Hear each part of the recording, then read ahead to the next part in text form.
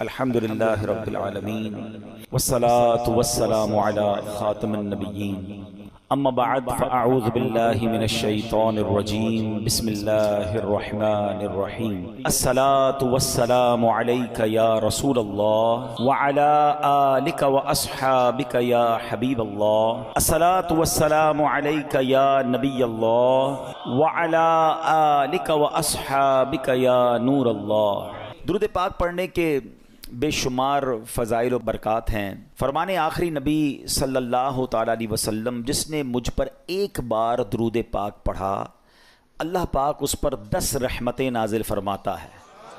جس نے 10 بار درود پاک پڑھا اللہ کریم اس پر 100 رحمتیں نازل فرماتا ہے، اور جس نے 100 بار درود شریف پڑھا اللہ کریم اس کی دونوں آنکھوں کے درمیان لکھ دیتا ہے کہ یہ بندہ نفاق اور جہنم کی آگ سے آزاد ہے، اور اسے قیامت کے دن شہیدوں کے ساتھ رکھے گا۔ 100 بار درود پاک، اور انعام کتنا بڑا ہے۔ دنیا کا دستور ہے کام زیادہ تو مزدوری زیادہ، محنت زیادہ تو آمدنی زیادہ ہیں۔ یہاں کم کام کرو تو پیسے تھوڑے ملتے ہیں، مگر میرے رب کی شان دیکھیں، عمل تھوڑا کرتے ہیں اجر زیادہ عطا فرماتے ہیں۔ پھر بھی ہم درود پاک پڑھنے میں اگر سستی کریں تو یہ ہماری کوتاہی ہے۔ براہ کرم بڑی رات ہے، نیت کریں کہ انشاءاللہ روزانہ کثرت کے ساتھ درود پاک پڑھیں گے۔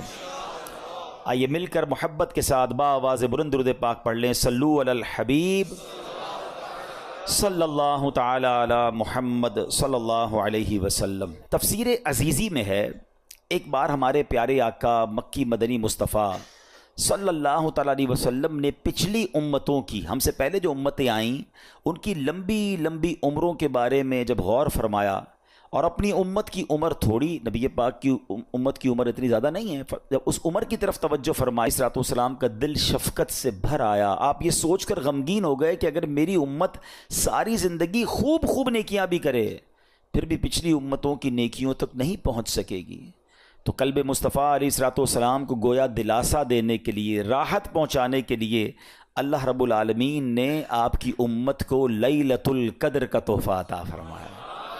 قرآن کہتا ہے بسم اللہ الرحمن الرحیم انا انزلناہ فی لیلۃ القدر وما ادراک ما لیلۃ القدر لیلۃ القدر خیر من الف شہر تنزل الملائکۃ والروح فیہا باذن ربہم من کل امر سلام ہی حتی مطلع الفجر۔ ترجمہ کیا ہے؟ اور تجھے کیا معلوم کہ شب قدر کیا ہے؟ شب قدر 1000 مہینوں سے بہتر ہے۔ انا انزلناہ فی لیلۃ القدر، ہم نے قرآن کو لیلۃ القدر میں نازل کیا، اور تمہیں کیا معلوم لیلۃ القدر کیا ہے؟ شب قدر 1000 مہینوں سے بہتر ہے۔ اس میں فرشتے اور جبرائیل اترتے ہیں اپنے رب کے حکم سے ہر کام کے لیے، وہ سلامتی ہے صبح چمکنے تک۔ تو یاد رہے کہ یہ جو رات ملی ہے نا، یہ نبی پاک علیہ الصلوۃ والسلام کی خوشی کے لیے، پیارے آقا کو راضی کرنے کے لیے رب نے آپ کی امت کو یہ رات عطا فرمائی۔ ہاں، مولانا حسن رضا خان صاحب کیا خوبصورت بات لکھتے ہیں، بہت پیارا شعر ہے۔ آپ لکھتے ہیں جتنا میرے خدا کو ہے میرا نبی عزیز، جتنا میرے خدا کو ہے میرا نبی عزیز، کونین میں کسی کو نہ ہوگا کوئی عزیز، کونین میں کسی کو ہوگا نہ کوئی عزیز۔ آگے لکھتے ہیں جو کچھ تیری رضا ہے خدا کی وہی خوشی، جو کچھ تیری خوشی ہے خدا کو وہی عزیز۔ تو ایسی شان ہے ہمارے آقا علیہ الصلوۃ والسلام کی۔ تو جہاں اس رات کے لیے ہم نے اپنے رب کا شکر ادا کرنا ہے، وہاں نبی پاک علیہ الصلوۃ والسلام کا بھی شکریہ ادا کرنا ہے کہ انہوں نے ہماری فکر کی۔ کتنے شفیق ہیں آقا کہ ہماری عمریں تھوڑی تھیں، ہم پیچھے رہ جاتے۔ پیارے آقا تو نیکوں کے سردار ہیں نا، ان کو تو کوئی فرق نہیں پڑنا تھا، امت پیچھے نہ رہ جائے۔ محبوب پاک کے دل پر غم طاری ہوا، اور اللہ نے اس دل کو غم سے بچانے کے لیے ہمیں ہر سال یہ رات عطا فرما دی۔ اچھا اب اس رات ہوتا کیا ہے؟ انشاءاللہ جیسے میں نے کہا کہ بہت بڑے بڑے اولیاء کرام، علماء کرام، امام اعظم ابو حنیفہ رضی اللہ تعالیٰ عنہ، ان کا قول یہ ہے کہ لیلۃ القدر 27ویں شب ہوتی ہے، مغفرت کی رات ہے، رحمت کی رات ہے، وہ رات ہے جو 1000 مہینوں سے بہتر ہے، سلامتی کی رات ہے۔ حضرت عبداللہ ابن عباس رضی اللہ تعالیٰ عنہ سے روایت ہے کہ سرکار دو عالم صلی اللہ تعالیٰ علیہ وسلم نے فرمایا جب شب قدر آتی ہے تو اللہ پاک کے حکم سے حضرت جبرائیل علیہ السلام ایک سبز جھنڈا لیے فرشتوں کی بہت بڑی فوج کے ساتھ زمین پر نزول فرماتے ہیں، اس سبز جھنڈے کو کعبہ شریف پر لہرا دیتے ہیں۔ میں رک جاتا ہوں، موضوع کچھ اور ہے، مگر آپ نے دیکھا ہم ہر بیان میں کچھ نہ کچھ عشق رسول کی بات بھی کرتے ہیں، کوئی ایک بات انڈرسٹینڈ بھی کرتے ہیں۔ کون جھنڈا لہرا رہا ہے؟ جبریل امین۔ فرشتے کوئی بھی کام اللہ کی مرضی کے بغیر نہیں کرتے، معصوم ہے نا۔ اور جھنڈا کون سا لہرا رہے ہیں؟ کون سے کلر کا ہے؟ سبحان اللہ، اب سمجھداروں کے لیے اشارہ کافی ہے۔ پرچم لگانا، وہ بھی سبز پرچم لگانا اور مبارک ساعتوں میں لگانا، یہ فرشتوں کا طریقہ، یہ اللہ کے حکم سے ہوتا ہے۔ مبارک ہو ان کو جو نبی پاک کی ولادت میں اور آقا کی خوشی میں پرچم لہراتے ہیں۔ ایک اور بات بتا دوں، حدیثوں میں یہ بھی مضمون موجود ہے کہ قیامت کے دن بھی نبی پاک کو پرچم عطا کیا جائے گا، اور وہ پرچم اتنا بڑا ہوگا جو سینکڑوں میل تک، روایتوں میں لکھا کہ گھڑ سوار، ہارس رائڈر، گھوڑا دوڑاتا رہے، جتنا راستہ طے کرے گا اتنا بڑا وہ پرچم ہوگا۔ تو میں کبھی کبھی اس وقت میں سوچنے لگا کہ یہ پرچم کیا کام کرے گا، اتنا بڑا پرچم۔ تو جو حج پہ گئے نا انہیں پتا ہے کہ جب 25-30 لاکھ کا کراؤڈ ہوتا ہے نا تو اپنا خیمہ ڈھونڈنے کے لیے خیمے کے اوپر بلون لگائے جاتے ہیں، بڑے بڑے غبارے ہوتے ہیں یا پرچم ہوتے ہیں، نشانی ہوتی ہے، ہمیں دور سے پتہ چل جاتا ہے یار ہمارا خیمہ وہاں پر ہے۔ ایسا ہی نا جب زیادہ کراؤڈ ہو تو لوکیشن پہچاننے کے لیے اپون دا اسکائی، اونچائی پہ کوئی چیز لگائی جاتی ہے، ٹھیک ہے۔ اب قیامت میں کراؤڈ کتنا ہوگا؟ ابھی تو 25-30 لاکھ حج میں ہوتے تو لگ پتہ جاتا ہے، قیامت میں 800 کروڑ لوگ تو اس وقت دنیا میں ہیں، 8 ارب، یہ بھی سارے ہوں گے، اور حضرت آدم سے لے کر قیامت تک جتنے ہوں گے وہ سب ہوں گے، اب اربوں خربوں لوگ ہوں گے۔ ہم پیارے آقا کو کیسے تلاش کریں گے کہ کہاں ہے نبی پاک؟ ہم گناہگار تو پتہ نہیں کہاں ہوں گے۔ پتہ ہے اس پورے سینیریو کو مولانا حسن رضا خان صاحب برادر اعلیٰ حضرت نے ایک شعر میں بڑا خوبصورت بیان کیا ہے۔ وہ شعر پتہ ہے کیا ہے؟ وہ کہتے ہیں مقام خسرو دیں دور کے غلاموں کو، یعنی نبی پاک کا جو مقام ہے، پیارے آقا کا کہاں قیام ہے، نبی پاک کہاں جلوہ فرما ہے، اگر کوئی دور بھی ہے تو اس کو کیسے پتہ چلے گا؟ مقام خسرو دیں دور کے غلاموں کو لوائے حمد کا پرچم بتا رہا ہوگا۔ تو آقا کا پرچم دیکھ کر پرچم والے پہچان جائیں گے، چلو چلو میرے آقا وہاں پر ہیں۔ ایک روایت کے مطابق ان فرشتوں کی تعداد، آپ کو پتہ ہے کتنے فرشتے آتے ہیں؟ فرمایا ان فرشتوں کی تعداد روئے زمین کی کنکریوں سے بھی زیادہ ہوتی ہے، یعنی پوری دنیا میں جتنے کنکر ہیں نا، انسان تو چھوڑ دیں، ان کنکریوں کی تعداد سے زیادہ فرشتے زمین پر نازل ہوتے ہیں، اور یہ سب سلام و رحمت لے کر نازل ہوتے ہیں۔ حدیث پاک میں آتا ہے حضرت جبریل علیہ السلام کے 100 بازو ہیں، جن میں سے وہ صرف 2 بازو کھولتے ہیں آج کی رات، اور فرمایا 2 بازو مشرق و مغرب میں پھیل جاتے ہیں۔ پھر حضرت جبریل علیہ السلام فرشتوں کو حکم دیتے ہیں کہ جو کوئی مسلمان رات نماز یا ذکر اللہ میں مصروف ہو اس سے سلام اور مصافحہ کریں۔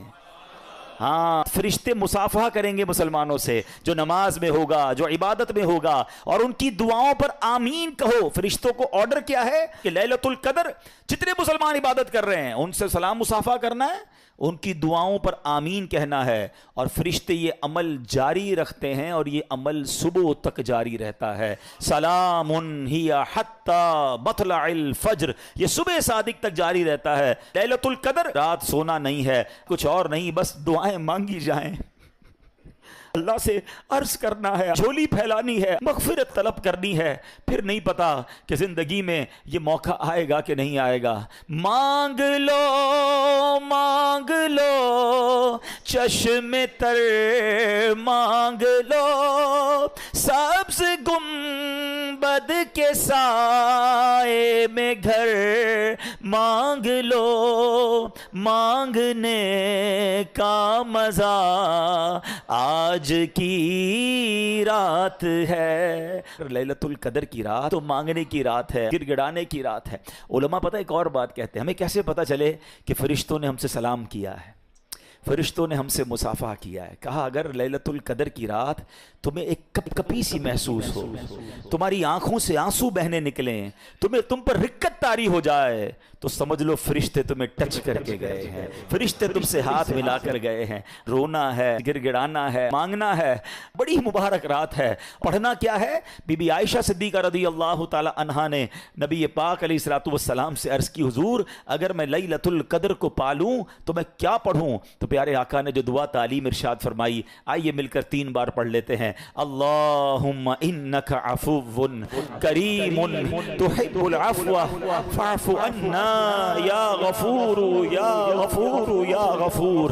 اللہم انک عفو کریم تحب العفو فاعف عنا یا غفور یا غفور یا غفور۔ اللہم انک عفو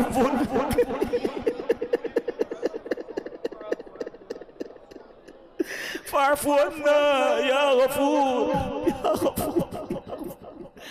کتنی پیاری دعا ہمارے آقا ہمیں سکھا گئے کہ اللہ سے کیا کہنا ہے، اللہم انک عفو، اللہ تو معاف کرنے والا ہے، تحب العفو، معافی کو پسند کرتا ہے، فاعف عنا، اللہ ہمیں بھی معاف کر دے۔ بہت امید ہے، بہت امید ہے، وہ بڑا کریم ہے، اس کی رحمت یہی تو چاہتی ہے ہم بخشے جائیں۔ یہ کیوں ہمیں رمضان ملا، یہ کیوں عشرہ رحمت آیا، یہ کیوں عشرہ مغفرت آیا، جہنم سے آزادی کا عشرہ۔ آپ دیکھیں تو صحیح رحمت کا پلان کیسا ہے کہ کہیں نہ کہیں میرے بندوں کی بخشش ہو جائے، کبھی تو کوئی ایسا کام کر لے کہ اس کی بخشش ہو جائے۔ پھر لیلۃ القدر بھی عطا فرما دی اس مہینے میں۔ روایتوں میں آتا ہے رمضان کی ہر افطار کے وقت 10 لاکھ 1 ملین گناہ گار جہنم سے آزاد کیے جاتے ہیں۔ اور پھر رمضان میں جمعہ آتا ہے تو فرمایا ہر گھڑی 10 لاکھ گناہ گار آزاد کیے جاتے ہیں۔ لیلۃ القدر تو 1000 مہینوں سے بہتر ہے۔ ایک اور رات جس کو ہم مس کر جاتے ہیں، مجھے آج اس پر بھی بات کرنی ہے، اور وہ رات ہے، وہ ہے لیلۃ الجائزہ۔ یہ کون سی رات ہے؟ یہ آنی ہے چاند رات۔ ہاں، اس کو مس کر جاتے ہیں ہم۔ یہ بڑی کمال کی رات ہے۔ جائزہ کس کو کہتے ہیں؟ عربی میں جائزہ کہتے ہیں انعام کی رات ہے یہ رات ہے۔ اللہ کریم فرشتوں سے فرماتا ہے، فرشتوں بتاؤ اس مزدور کے بارے میں کیا کہتے ہو جس نے مزدوری پوری کی؟ فرشتے کہتے ہیں یا اللہ مزدور کو مزدوری تو پوری ملنی چاہیے۔ اللہ فرماتا ہے میرے فرشتوں گواہ ہو جاؤ، میں نے ان سب کی مغفرت فرما دی۔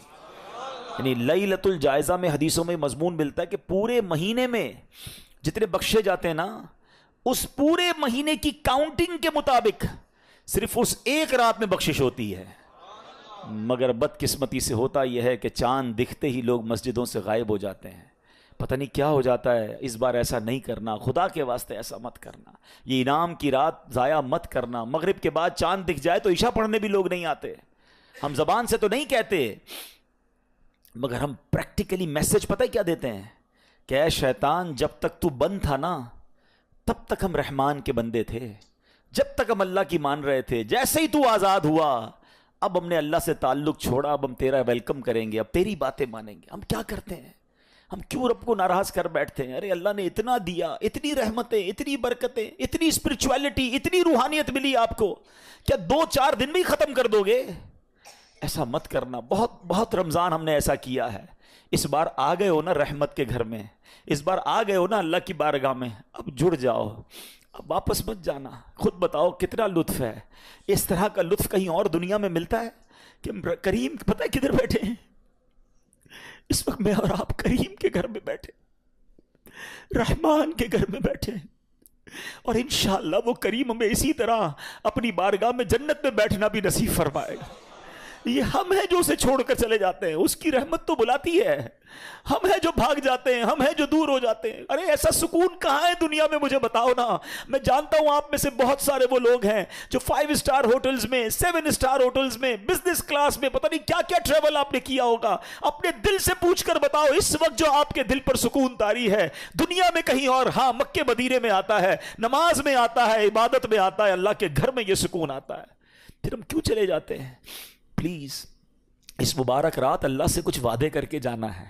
اس مبارک رات ہمیں رب سے پکی دوستی کر کے جانا ہے۔ وہ پتہ ہے کتنی رحمت والا ہے اور اس کی رحمت کتنی بڑی ہے۔ آئیے میں آپ کو ایک واقعہ سناتا ہوں۔ آپ کو پتہ ہوگا کہ حضرت حمزہ نبی پاک علیہ الصلوۃ والسلام کے چچا ہیں، ہیں سید الشہداء، اور یہ اتنے عزیز چچا ہیں. اگر حضرت حمزہ رضی اللہ تعالیٰ عنہ سے نبی پاک کا جو لیول آف لو اور رسپیکٹ اور کنیکشن تھا نا وہ کچھ اور تھا. اب ہم عمر بھی تھے، نبی پاک کی عمر اور آپ کی عمر میں اتنا فرق بھی نہیں تھا.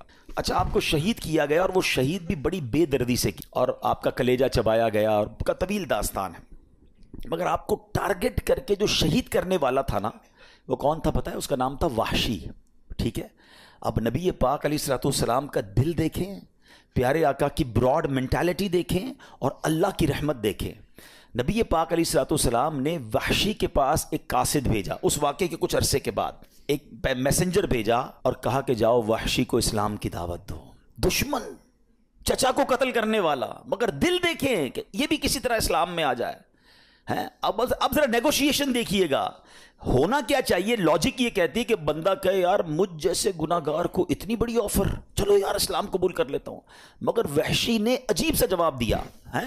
وہ کہتے ہیں کہ آپ یہ کہتے ہیں، اپنے نبی کو کہو کہ آپ تو یہ کہتے ہیں کہ جس نے کسی جان کو قتل کیا، اللہ کا شریک ٹھہرایا، زنا کیا، تو قیامت کے دن اس کے لیے تو عذاب دگنا کر دیا جائے گا اور وہ ہمیشہ اس میں رہے گا. میں نے تو یہ سارے کام کیے ہیں، تو کیا میرے لیے کوئی رخصت ہے؟ مطلب یہ ساری لسٹ تو میں نے کر کے بیٹھا ہوا ہوں. اسلام کی دعوت جاری ہے اور وہ اپنی طرف سے ایک ڈیمانڈ کریٹ کر رہا ہے. تو نبی پاک علیہ الصلوۃ والسلام نے جب یہ پیغام سنا نا تو اللہ کریم کی طرف سے قرآن کی یہ آیت نازل ہوتی ہے. دیکھو میرا رب کیسا رحیم ہے. ارشاد ہوتا ہے الا من تاب وآمن وعمل صالحا.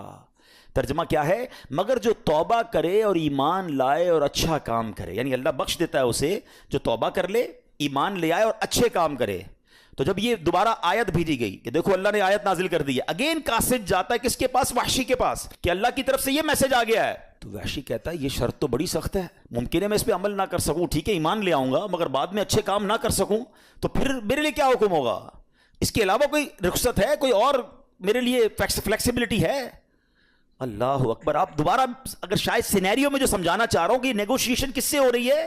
جس نے پہلے ہی بہت زیادہ ہرٹ کیا ہوا ہے، جس نے پہلے ہی ان کو معاف کر دینا ہی بڑی بات تھی، مگر نیگوشیشن ہو رہی ہے. وہ کہتا ہے اور کوئی رخصت ہے؟ میں کیسے اچھے کام کروں؟ ضروری تو نہیں اچھے کام کروں، نہیں بخشا گیا پھر مارا جاؤں گا.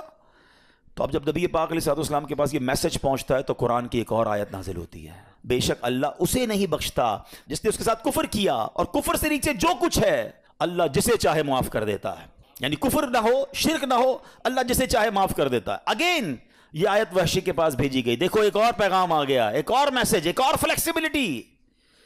ہائے ہائے ہائے. پتہ کیا کہتا ہے؟ کہتا ہے اس میں بھی تو ایک آپشن ہے نا، اللہ جسے چاہے بخش دے. کیا پتہ میری مغفرت نہ ہو؟ کوئی اور رخصت ہے تو بتائیں. سوچ رہے ہیں بات؟ اب انڈرسٹینڈ کر رہے ہیں کیا نیگوشیشن کا لیول ہے؟ کوئی اور بات ہے تو بتائیں. اس پہ بھی تو رب نے یہی فرمایا نا، اللہ جسے چاہے بخش دے. ہو سکتا ہے میری بخشش نہ ہو، میں نہ بخشا جاؤں، پھر کیا ہوگا؟ اللہ اکبر. ابھی بھی مجھے شبہ ہے جب یہ میسج گیا نا تو اب قرآن کی ایک اور آیت نازل ہوتی ہے. ہائے ہائے ہائے، میں رب کی عطا پر قربان جاؤں، رب کی رحمت پر قربان جاؤں. ارشاد ہوتا ہے، اب اس کا ترجمہ سنو اور ایمان تازہ کر لو. فرمایا تم فرماؤ اے میرے وہ بندوں جنہوں نے اپنی جانوں پر زیادتی کی، اللہ کی رحمت سے نا امید نہ ہو، بے شک اللہ سب گناہ بخش دیتا ہے، بے شک وہی بخشنے والا مہربان ہے. وحشی کہتے ہیں ہاں اب مجھے اطمینان ہو گیا، اب مجھے ریلیکس ہو گیا. اللہ اکبر. وہ کلمہ پڑھ کر مسلمان ہو گئے. اے میرے پیارے اسلامی بھائیوں، اب ذرا سوچئے، آپ کو پتہ ہے حضرت وحشی کو اب رتبہ کیا مل گیا؟ ایمان لائے نا. کس کی بارگاہ میں آ کر؟ نبی پاک کی بارگاہ میں آ کر. اللہ کے نبی کو ایمان کی حالت میں دیکھا. صرف اسلام نہیں ملا، صرف مغفرت کی گارنٹی نہیں ملی، بلکہ حضرت وحشی کو صحابی ہونے کا درجہ بھی مل گیا. اب ہم ان کے نام کے ساتھ حضرت وحشی رضی اللہ تعالیٰ لکھیں کیونکہ وہ اسلام لے آئے، اور اسلام لانے کے بعد پچھلے سارے گناہ معاف ہو جاتے ہیں. اللہ اکبر. مگر ایک اور کمال پتہ ہے کیا ہوا؟ جب یہ سب کچھ ہو گیا نا تو اب ایک صحابی رسول نے عرض کی حضور یہ حکم صرف وحشی کے لیے ہے؟ یہ جو آفر تھی یا قرآن کی آیتیں نازل ہوتی گئیں، کیا یہ حضرت وحشی کے لیے یہ ہے؟ یہ سارے مسلمانوں کے لیے ہے؟ سنو میرے آقا فرماتے ہیں یہ تمام مسلمانوں کے لیے ہے. ہائے ہائے ہائے، اس خوبصورت واقعے سے یہاں نبی پاک کا جو اوپن ہارٹ ہے، نبی پاک کی جو براڈ مینٹالٹی ہے، نبی پاک کی جو معافی اور درگزر ہے، وہ بھی سیکھنے کو مل رہا ہے کہ اپنے چچا کو شہید کرنے والے کو کسی طرح مسلمان کر لوں، وہ ایمان لے آئے، ارے کچھ بھی کر کے اس کے لیے باقاعدہ آفرز کریٹ کی جا رہی ہیں۔ یہ کیسا دل گردہ ہے، اور ہم اس نبی علیہ الصلوۃ والسلام کے امتی ہو کر چھوٹی چھوٹی باتوں پر دشمنیاں لگائے بیٹھے ہیں، رشتہ داریاں کاٹے بیٹھے ہیں، اپنے دوستوں سے اپنے رشتہ داروں سے نہیں ملتے ہیں۔ ایسا نہ کریں۔ دیکھیں یہ اسلام ہے، اور پھر اس کے بعد اللہ کی رحمت تو دیکھو کہ رب نے کیا کیا ارشاد قرآن میں فرما دیے، لا تقنطوا من رحمت اللہ، اے میرے بندوں میری رحمت سے مایوس نہ ہونا، اللہ سارے گناہ معاف فرما دیتا ہے۔ تو اگر آج ہم بھی گناہ گار ہیں، اگر آج ہم بھی خطا کار ہیں، تو ہمیں اپنے رب کی رحمت سے امید رکھنی ہے۔ سبحان اللہ۔ اور پھر اللہ کی رحمت سے مایوس نہیں ہونا۔ ایک اور واقعہ سنیے، حضرت سیدنا زید بن اسلم رضی اللہ تعالیٰ عنہ سے مروی ہے، کہتے پہلی امت میں ایک شخص کثرت سے اپنے نفس پر سختی کرتا تھا اور لوگوں کو رحمت الہی سے مایوس کرتا تھا۔ جب اس کا انتقال ہوا تو کسی نے خواب میں دیکھا کہ وہ اللہ عز و جل کی بارگاہ میں حاضر ہے اور عرض کر رہا ہے، اے میرے رب میرے لیے تیری بارگاہ میں کیا اجر ہے؟ تو بارگاہ الہی سے جواب ملا، آگ۔ کس کو کہا جا رہا ہے؟ جو بہت عبادت کرتا تھا لیکن لوگوں کو ڈراتا تھا، اللہ کی رحمت سے مایوس کرتا تھا، فرمایا تیرے لیے آگ ہے۔ کہ یا اللہ میری عبادت میری ریاضت وہ کہاں گئی؟ تو فرمایا تو دنیا میں لوگوں کو میری رحمت سے مایوس کرتا تھا، آج میں تجھے اپنی رحمت سے مایوس کر دوں گا۔ لا تقنطوا من رحمت اللہ، اللہ کی رحمت سے مایوس نہیں ہونا ہے۔ اے میرے پیارے اسلامی بھائیوں، ابن ماجہ کی حدیث ہے، حضرت ابو ہریرہ رضی اللہ تعالیٰ اس حدیث کے راوی ہیں، سرکار دو عالم علیہ الصلوۃ والسلام کا فرمان مغفرت نشان ہے، اگر تم اتنی خطائیں کرو کہ وہ آسمان تک پہنچ جائیں پھر توبہ کرو تو اللہ عز و جل ضرور تمہاری توبہ قبول فرمائے گا۔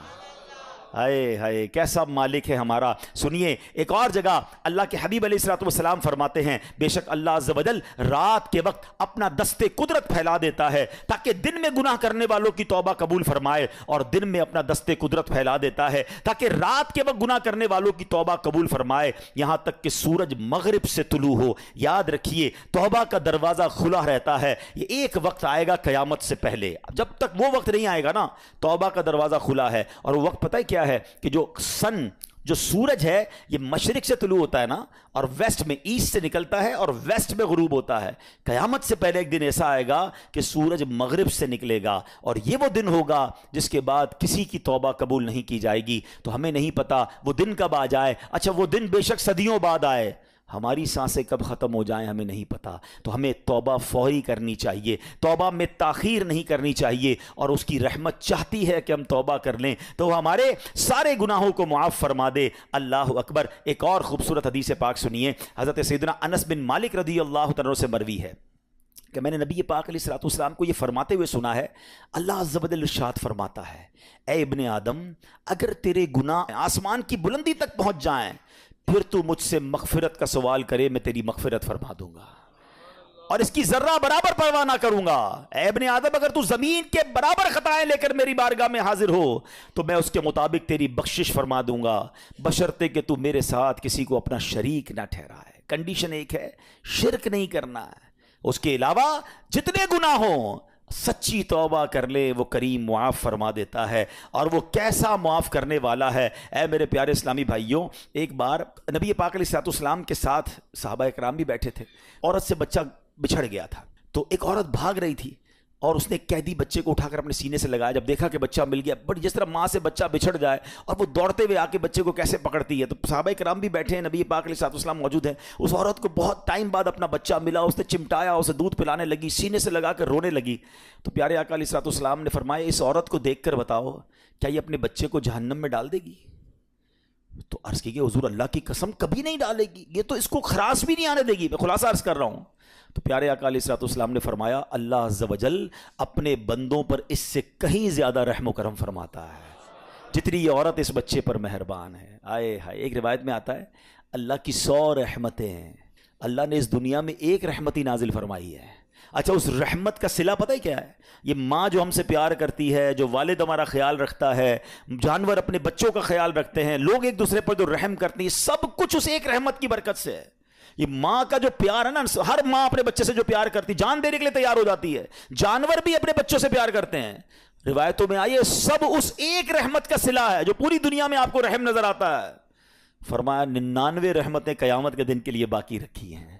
اللہ قیامت کے دن وہ 99 رحمتیں شامل کر کے اپنے بندوں کی بخشش فرمائے گا. ہائے ہائے کیسا رحیم کیسا کریم ہے میرا مولا.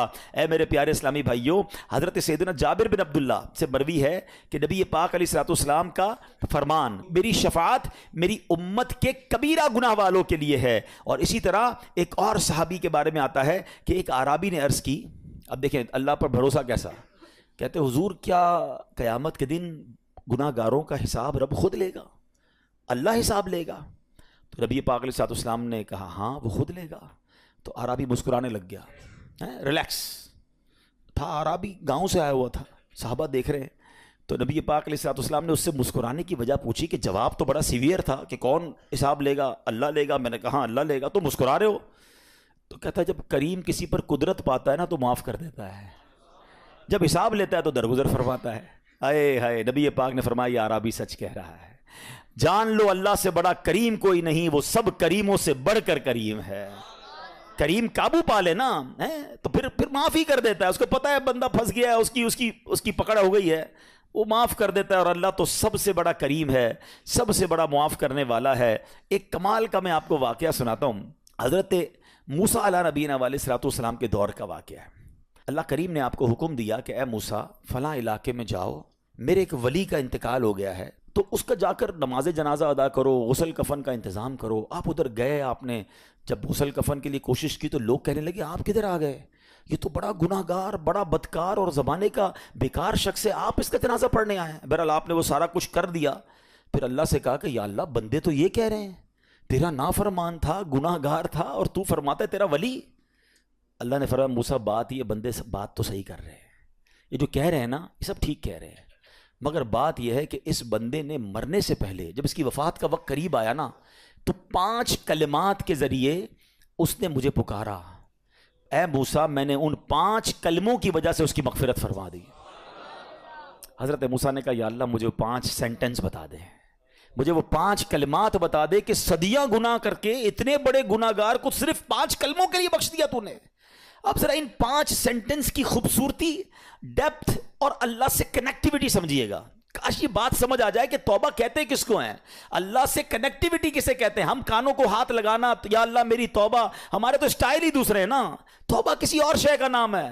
توبہ کے لیے کوئی بہت بڑا اہتمام کرنے کی ضرورت نہیں ہے، بس دل سے ایک بار پکارنے کی ضرورت ہے. سچی پکار ہو جائے، ایک بار سچی کنیکٹیوٹی ہو جائے، وہ کریم پچھلے سارے گناہ معاف فرما دیتا ہے. اس پتہ ہے گناہ گار نے وہ 5 جملے کیا کہے؟ وہ کہتا ہے اے اللہ تو جانتا ہے کہ میں نیکوں سے محبت کرتا ہوں اگرچہ خود نیک نہیں ہوں. ذرا سوچئے، میں خود نیک نہیں ہوں مگر تو جانتا ہے مجھے نیکوں سے پیار بڑا ہے. دوسرا سینٹنس کیا تھا؟ یا اللہ تو جانتا ہے میں گناہ گاروں سے بغض رکھتا ہوں، فاسقوں سے بغض رکھتا ہوں حالانکہ میں خود گناہ گار ہوں. سمجھ رہے بات کو؟ اپنے گناہوں کا اعتراف، اقبال جرم ہے. بندے کو کہو تو گناہ گار، بولتا ہے میں کدھر گناہ گار بھائی، مجھ سے بڑا تو نیکی کوئی. ہم تو پہلے یہی ماننے کے لیے تیار نہیں کہ میرے گناہ کتنے ہیں. اللہ کی بات دنیا سے چھپا لو، اللہ سے چھپتا نہیں کچھ. ادھر اقبال کریں، ادھر مانیں، ایکسیپٹ کریں. ہاں دنیا کی عدالت میں اگر ہم کہیں جا کے اپنا جرم ایکسیپٹ کر لیں سزا سنائی جاتی ہے. سبحان اللہ، میرے رب کی رحمت کے انداز ہی نرالے ہیں، اس کی عدالت کے دستور نرالے ہیں. کوئی سچے دل سے جا کے مان لینا یا اللہ میں سب سے بڑا گناہ گار، اس کی رحمت اس کی بخشش فرما دیتی ہے. اس نے کہا کیا کہا؟ یا اللہ ہوں بڑا گناہ گار، میں گناہ گاروں سے نفرت رکھتا ہوں مگر مولا خود بھی گناہ گار ہوں. تیسرا جملہ کیا تھا؟ یا رب اگر مجھے معلوم ہو جائے نا کہ میرے جنت میں داخل ہونے سے تیری ملکیت میں کوئی کمی آ جائے گی تو پھر میں تیری جنت کا کبھی تجھ سے سوال نہیں کروں گا، کیونکہ مجھے پتا ہے تیری جنت بہت بڑی ہے. مجھے داخل کر کے تیرا کچھ بھی نہیں جانا، تیرا کچھ نہیں جانا، میرا بیڑا پار ہو جانا ہے. تو پھر میں تجھ سے کیوں نہ مانگوں؟ مجھے بخشنے میں تیرا کیا جائے گا؟ تو کریم، تیری جنت بہت بڑی، تیری رحمت بہت بڑی. تو یا اللہ مجھے اگر یہ معلوم ہو جائے کہ مجھے جنت میں داخل کرنے سے تیری ملکیت تھوڑی ہو جائے گی پھر میں جنت نہیں مانگوں گا. چوتھا سینٹنس کیا تھا؟ یا رب اگر مجھے معلوم ہو جائے کہ میرے جہنم میں داخل ہونے سے تیری ملکیت میں اضافہ ہو جائے گا تو میں جہنم سے تیری پناہ بھی نہیں مانگوں گا. اگر جہنم میں ڈالنے سے تیری ملکیت میں، تیرے ملک میں اضافہ ہو رہا ہے تو پھر مجھے ڈال دے جہنم میں راضی ہوں، مگر مجھے پتا ہے کہ مجھے جہنم میں ڈالنے سے تیری ملکیت میں کوئی اضافہ نہیں ہوگا، تو ویسے ہی مالک ہے، تو ویسے ہی خالق ہے، سب کچھ تیرا ہے۔ اور آخری جملہ سنیے، وہ کیا کہتا ہے؟ یا رب اگر تو مجھ پر رحم نہیں کرے گا تو پھر کون کرے گا؟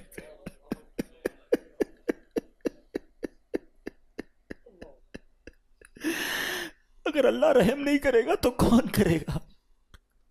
آج اس کی رحم کی بھیک لینے تو آئے ہیں، آج اس کے کرم کی خیرات لینے تو آئے۔ ہم مانتے ہیں یا اللہ، ہم سب ایکسپٹ کرتے ہیں، ہم نے بہت گناہ کیے، ہم نے بہت خطائیں کی، لوگوں سے ڈر لگتا رہا کہ کوئی دیکھ نہ لے، مالک معلوم تھا تو دیکھ رہا ہے، پھر بھی ہم نے گناہ کیے، دروازے بند کر کے گناہ کیے، لائٹ آف کر کے گناہ کیے، علاقے تبدیل کر کے گناہ کیے۔ ہم سب مانتے ہیں مولا، مگر یہ پتا ہے ہمیں بخش دے گا تو تیری رحمت میں کمی نہیں آئے گی، تیرا جائے گا کچھ نہیں۔ ہم بھی تیرے بندے ہیں، ہم بھی تیرے بندے ہیں، تیرے محبوب کے امتی ہیں مولا، تو رحم نہیں کرے گا تو کون رحم کرے گا؟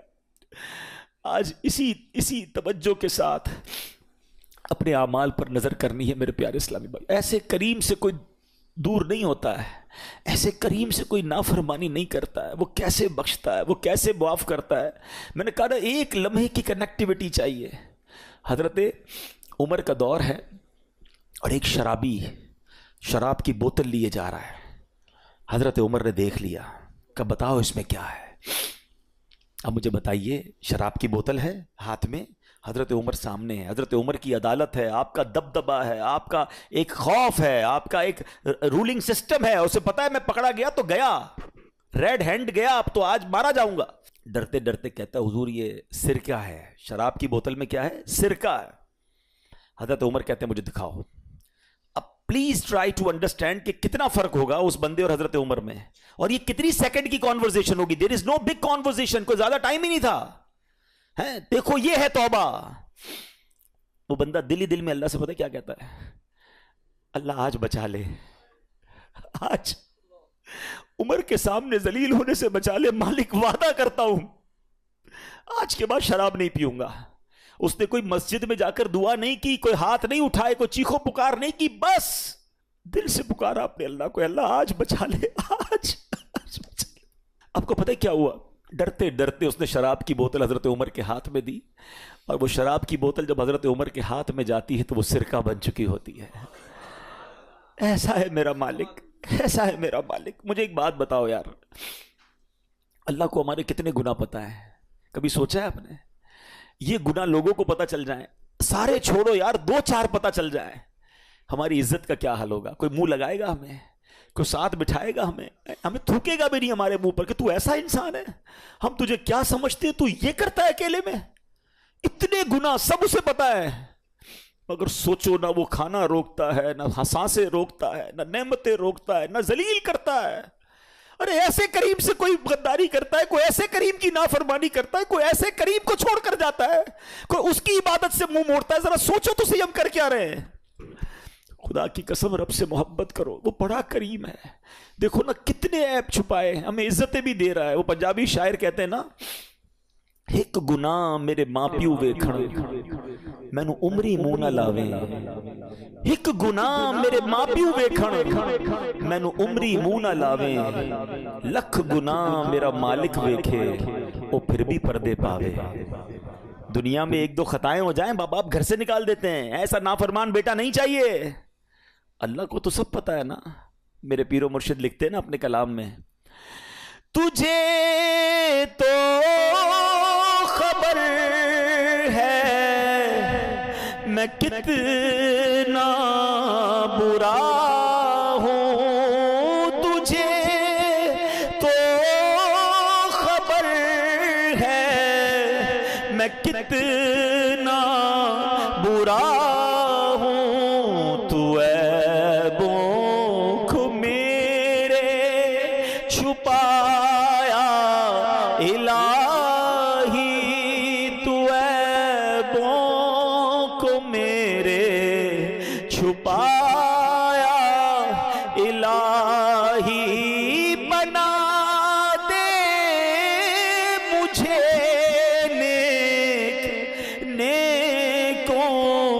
کا صدقہ بنا دے مجھے،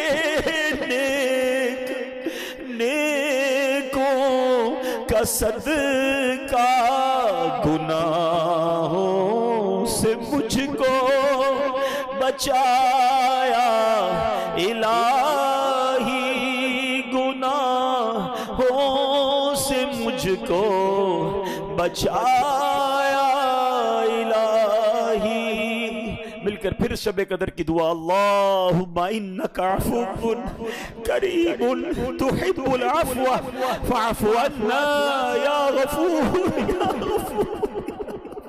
اللہم انک عفو کریم تحب العفو فاعف عنا یا غفور یا غفور یا غفور۔ اللہم انک عفو کریم تحب العفو فاعف عنا یا غفور یا غفور یا غفور۔ پتہ ہے وہ کیسا کریم ہے؟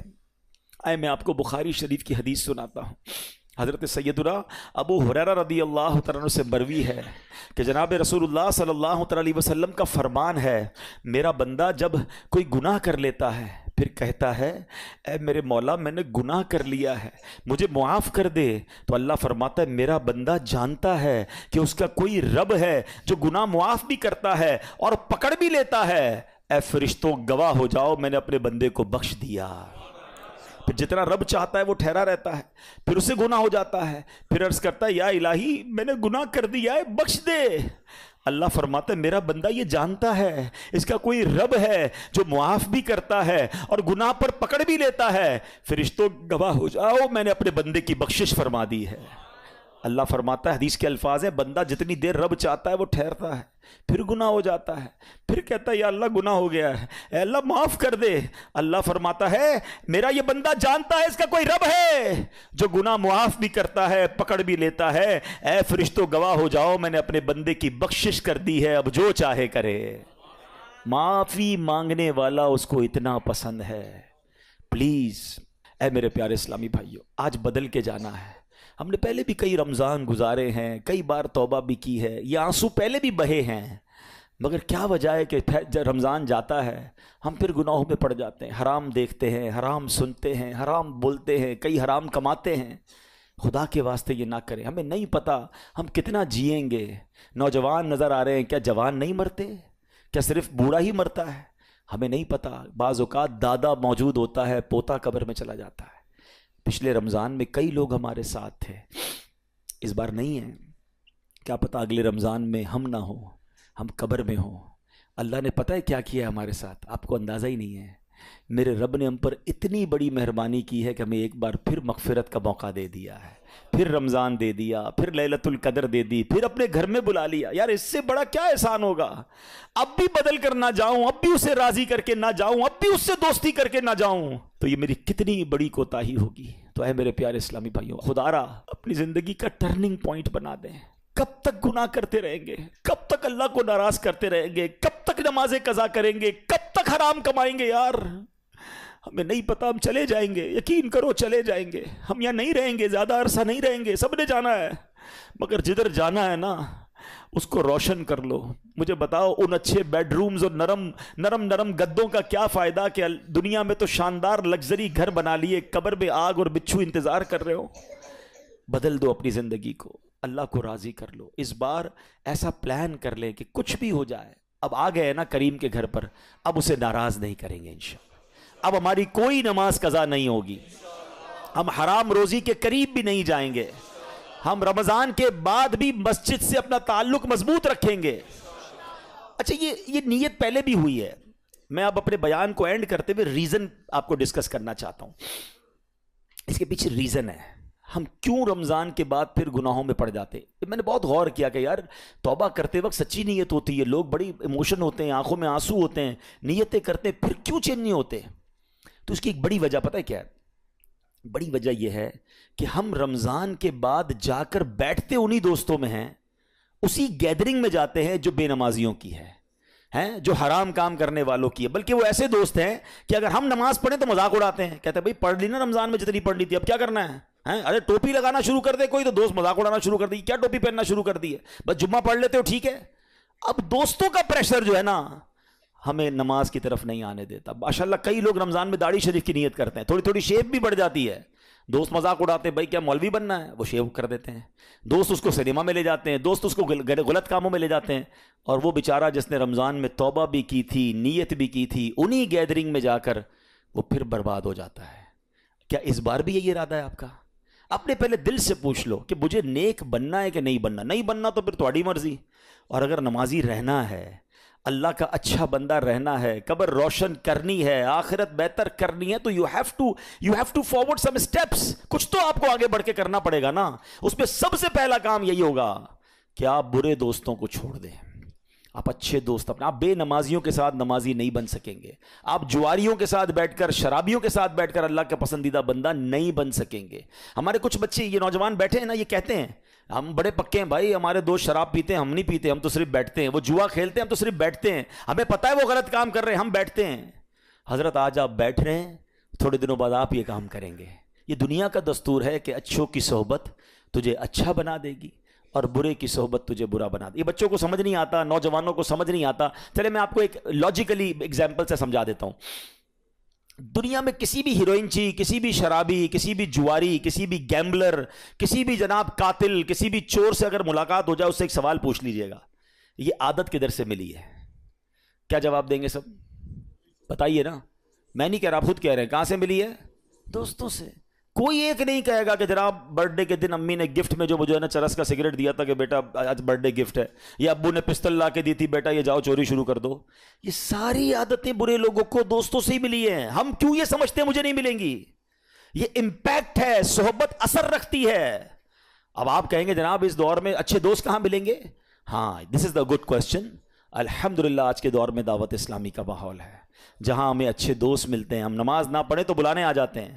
آپ مدنی قافلوں میں سفر کریں، آپ دعوت اسلامی کے اجتماعات میں آئیں، آپ فیضان مدینہ جانا شروع کریں تاکہ ہماری کنیکٹیوٹی رہے، ہم آتے رہیں، ہم مسجد سے جڑے رہیں. اور ایک آخری بات کر لیتا ہوں، ایک فارمولہ دے دیتا ہوں. اگر آپ پنکچول رہنا چاہتے ہیں نا نماز میں، عید کے بعد بھی، تو میں آپ کو ایک فارمولہ آج دے دیتا ہوں. دیکھیں ایک بات یاد رکھیں، شیطان چھوٹے گا چاند رات کو. جب وہ چھوٹے گا نا، اس کا ایک ہی ٹارگٹ ہوگا.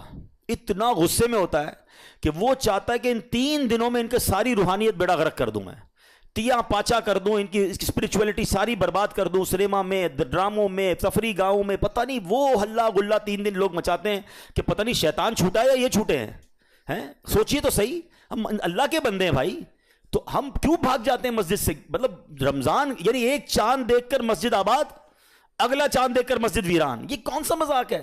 یہ رمضان نے تو پریکٹس کروائی نا میری اور آپ کی. یعنی یہ بہانہ ختم کر دیا ہمارا رمضان نے کہ میں 5 وقت نماز نہیں پڑھ سکتا. رمضان نے یہ سکھایا کہ ہم بھی چاہیں تو 5 وقت نماز پڑھ سکتے ہیں، تو رمضان کے بعد بھی پڑھ سکتے ہیں. تو آپ نے کرنا یہ ہے کہ یہ جو 3 دن ہے نا، اس میں آپ نے اپنے اوپر سختی یہ رکھنی ہے کہ میں نے 5 کی 5 نمازیں عید کے 3 دن باجماعت پڑھنی ہے. پڑھیں گے انشاءاللہ. اس سے پتہ کیا ہوگا؟ یہ طوفان نکل جائے گا. ہاں، آپ نے 3 دن اپنے آپ کو لوز کیا نا، آپ پھر نہیں آ سکو گے. شیطان 3 دن میں ڈسکنٹینیو کرتا ہے. آپ نے شیطان کو جواب یہ دینا ہے کہ کچھ بھی ہو جائے، بے شک میرے گھر پہ مہمان ہیں، ان کو بھی کہوں گا چلو بھائی نماز پڑھ کے آتے ہیں. وہ کہیں نا یار عید رمضان تو چلا گیا، تو پھر رمضان کے بعد بھی نماز فرض ہے، چلے دوبارہ چلتے ہیں. آپ نے اگر یہ 3 دن میری بات مان لی. امیر اہل سنت ایک اعلان کرتے ہیں، کچھ لوگوں کو سمجھ نہیں آتا، وہ نباز ہیں، وہ حکیم الامت ہیں، ان کو پتا ہے کیسے لوگوں کو ٹریٹ کرنا ہے. وہ کہتے ہیں 3 دن مدنی قافلے میں چلے جاؤ. لوگ کہتے ہیں یار عید کے 3 دن مدنی قافلہ سفر کراتے ہیں، بھائی عید تو گھر والوں کے ساتھ گزارنی ہے. ان کو پتا ہے کہ 3 دن طوفان آئے گا، سیلاب آئے گا، اس سیلاب سے ہٹ کے جو اللہ کے گھر میں چلا گیا، سیلاب گزر جائے گا، واپس زندگی میں جائے گا، نارمل لائف ہو جائے گی، نمازیں باقی رہیں گی.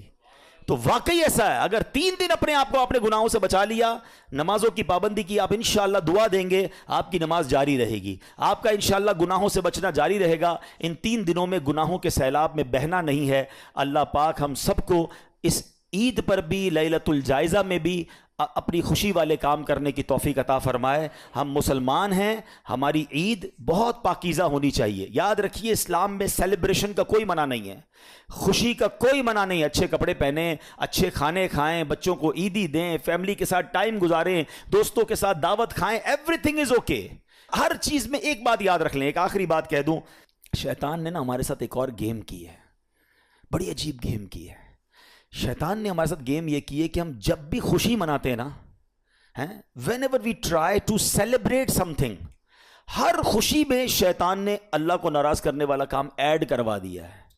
اب مجھے پہلے ایک بات بلند آواز سے بتائیں گے، خوشی دینے والا کون ہے؟ دولت دینے والا کون ہے؟ گھر دینے والا کون ہے؟ شادی کے لیے رشتہ ہمارے گھر پر بھیجنے والا کون ہے؟ شادی ہو گئی اس کے بعد اولاد دینے والا کون ہے؟ یہ ساری خوشیاں دینے والا اللہ.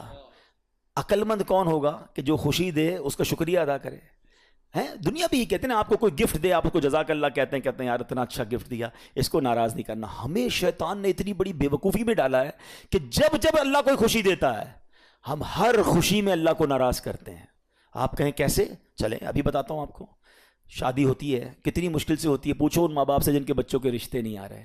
آپ کے گھر میں شادی ہوئی، کون سا گناہ ہے جو شادی میں لوگ نہیں کرتے؟ ناچ گانے ڈھول تماشے میوزک بے پردگی. اب تو وہ ہو رہا ہے جو زبان سے بھی ادا نہیں ہو پا رہا. ہوتا ہی نہیں ہوتا. لوگوں سے کہو یار کیا کر رہے ہو؟ خوشی میں چلتا ہے. خوشی میں نہیں چلے گا، خوشی چلی جائے گی، کیونکہ خوشی رب نے دی ہے نا. اگر وہ ناراض ہو گیا تو تمہاری خوشی چلی جائے گی. ہم نے دیکھا ہے 2-2 کروڑ روپے شادی پہ خرچ کیے، پتہ نہیں کانسرٹ کیے، ہنگامے کیے، ڈھول تماشے کیے، فائر ورکس کیے، اور آ کر تھوڑے دنوں بعد کہتے ہیں حضرت دعا کریں بچی سسرال میں خوش نہیں ہے، 4 سال ہو گئے اولاد نہیں ہے. تم نے اللہ کو ناراض کرنے میں کوئی کسر چھوڑی تھی؟ قرآن کہتا ہے لَإِن شَكَرْتُمْ لَأَزِيدَنَّكُمْ، تم میرا شکر ادا کرو میں تمہیں اور عطا کروں گا. اچھا اولاد دی اللہ نے، بڑی دعائیں کی، اللہ نے بچہ دے دیا. بچے کی برتھ ڈے میں کیا کرتے ہیں؟ کیا قرآن خوانی نہیں ہو سکتی؟ کیا نعت خوانی؟ کون کہتا ہے کیک نہ کاٹیں بھائی، کیک کھلائیں دوستوں کو، بلائیں فیملی کو، لیکن اس میں ڈھول تماشا کدھر سے آ گیا؟ میوزک کدھر سے آ گیا؟ بے پردگی کیوں شامل کی؟ ہمیں اندازہ ہی نہیں ہے ہم اللہ کو کیسے ناراض کر رہے ہیں. ہر خوشی پہ اللہ نے نیا گھر دیا، نئے گھر کی پارٹی کرنی ہے، دوستوں کو بلانا ہے، ادھر بھی ناچ گانے کرنے ہیں، ادھر بھی جوا ہونا ہے. اچھا جناب نیا بزنس شروع ہو رہا ہے. مجھے تو یہ سمجھ نہیں آتا کہ تمہیں نیا پلازا شروع کرنے کے لیے، نیا بزنس شروع کرنے کے لیے میوزیکل شو رکھنے کی کیا ضرورت ہے؟ کیا اب لڑکیاں دکھا کر میوزک دکھا کر تمہارے اپارٹمنٹ بکیں گے؟ کیا آپ کا شاپنگ سینٹر ناچ گانے کے بغیر شروع ہی نہیں ہو سکتا؟ آپ خود سوچیں، آپ نیا کاروبار شروع کر رہے ہیں، یہاں سجدے ہونے چاہیے تھے یا صدقے ہونے چاہیے تھے. بلڈر آپ لوگوں کو پتہ نہیں کیا ہو جاتا ہے، اپنے پروجیکٹ کی جب بھی پروموشن کی آپ کو ویڈیو جاری کرتے ہیں، جب آپ اس کے کمرے دکھاتے ہیں، اس کی آفیسز دکھاتے ہیں، پیچھے میوزک لگا دیتے ہیں. ہر بندہ آپ کی ویڈیو دیکھے گا، آپ کو حرام کا گناہ ملے گا. آپ رب کو ناراض کر رہے ہیں، کیا وہاں کوئی اچھا سا کلام لگا دیں؟ یعنی عقل نہیں ہے کہ ہم ہر خوشی میں، ہر اسٹارٹ اپ میں، ہر بار اپنے رب کو ناراض کر رہے ہیں، اور پھر ہم کہتے ہیں ہماری نعمتوں کو نظر لگ گئی، کاروبار ٹھپ ہو گیا، بچے خوش نہیں ہیں. ہم نے کسر کیا چھوڑی ہے؟ دنیا کا دستور ہے یار گفٹ دو، اور اگر سامنے والا شکریہ نہ دے ہم آئندہ گفٹ نہیں دیتے. ہم اللہ کو الٹا ناراض کرتے ہیں ہر خوشی میں. پلیز عید بھی خوشی ہے، اللہ نے دی ہے، کرے نا خوشیاں. مزہ کیا ہے کہ میں اپنی عید بھی مناؤں، اللہ کے 2 بندوں کو بھی عید کے تحفے دے کر ان کی بھی خوشیاں بڑھا دوں.